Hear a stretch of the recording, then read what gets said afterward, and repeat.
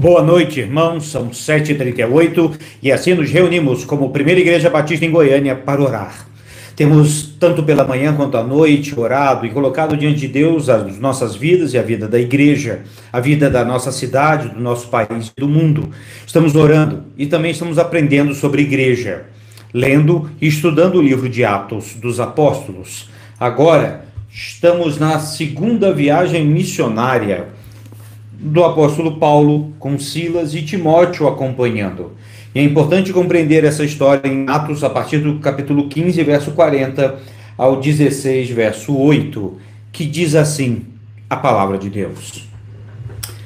E Paulo, tendo escolhido a Silas, partiu encomendado pelos irmãos à graça de Deus, e passou pela Síria e Cilícia, confirmando as igrejas.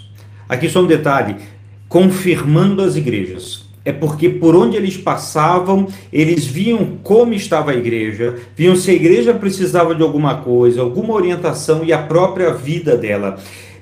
Eles nunca plantavam uma igreja e deixavam largada, digamos assim. Eles cuidavam com muito carinho. Capítulo 16. E chegou a Derbe e Listra, e eis que estava ali um certo discípulo por nome Timóteo, filho de uma judia, que era crente, mas de pai grego, do qual davam bom testemunho os irmãos que estavam em Listra e em Icônio. Paulo quis que este fosse com ele, e tomando-o, o circuncidou por causa dos judeus que estavam naqueles lugares, porque todos sabiam que o seu pai era grego. E quando iam passando pelas cidades, lhes entregavam para serem observados os decretos que haviam sido estabelecidos pelos apóstolos e anciãos em Jerusalém. De sorte que as igrejas eram confirmadas na fé, e cada dia cresciam em número. E passando pela Frígia e pela província da Galácia, foram impedidos pelo Espírito Santo de anunciar a palavra na Ásia. E chegando a Mísia, intentavam ir para Bitínia, mas o Espírito de Jesus não lhe permitiu. E tendo passado por Mísia, desceram a Troade, onde Paulo então teve uma visão de um varão macedônico dizendo: passa a Macedônia e ajuda-nos. O que esse texto nos mostra é esse cuidado com a igreja. Nesses tempos agora que estamos passando, a nossa igreja tem tido o privilégio de podermos uns ligar para os outros e ouvir a voz, perguntar como está, orar, ou perguntar: quer que eu ore por algum motivo?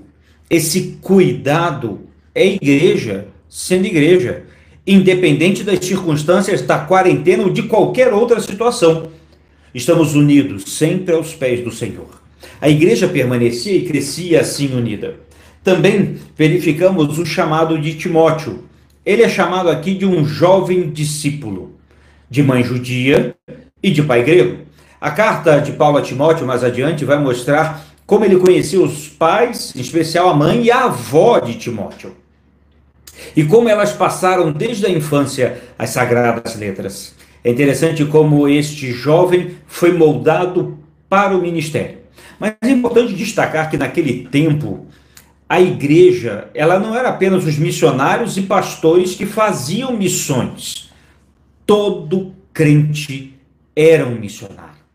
Todo crente era uma testemunha viva do que Jesus Cristo havia feito por cada um deles. E por isso, eles se multiplicavam. E desses todos testemunhas, todos servos do Senhor, aprove a Deus chamar alguns para que trabalhassem na liderança e no preparo de outros tantas testemunhas e missionários e crentes do Senhor Jesus.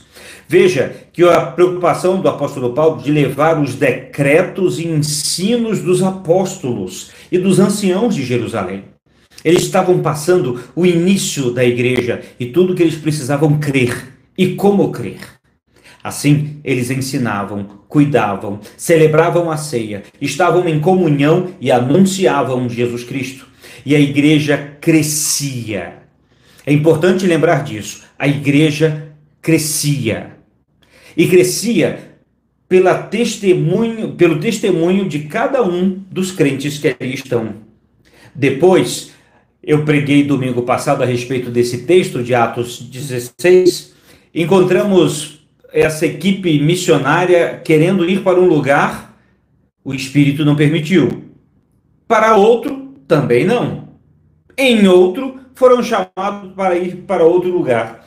Isso é maravilhoso, porque a gente tem visto como alguns planos estão sendo mudados nesse tempo e como é bom que Deus mude a nossa vida e os nossos planos segundo a graça dele. Por isso estamos aqui, para aprender a ser igreja em tempos de quarentena, em tempos de transmissão online, em tempos tão diferentes, mas que estamos vivendo hoje. Por isso, é a nossa oração que Deus hoje dê paz aos corações.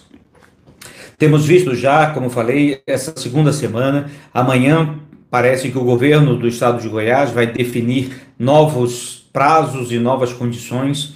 Oremos por isso também. Oremos pela igreja e por nós. Tem gente que não aguenta mais ficar em casa. Tem gente que não aguenta mais ficar parado. Tem gente que não aguenta mais. E por isso a nossa oração é que o Senhor dê sabedoria a cada um de nós, dê segurança física e de saúde. Que Deus abençoe a nossa nação e todo o nosso país e o mundo. Vamos orar agora, meus irmãos, por nós, crentes no Senhor Jesus, que estamos em nossas casas, para que a igreja cresça como igreja, nos lares, nos corações e aos pés do Senhor. Por isso, vamos orar. Da Márcia.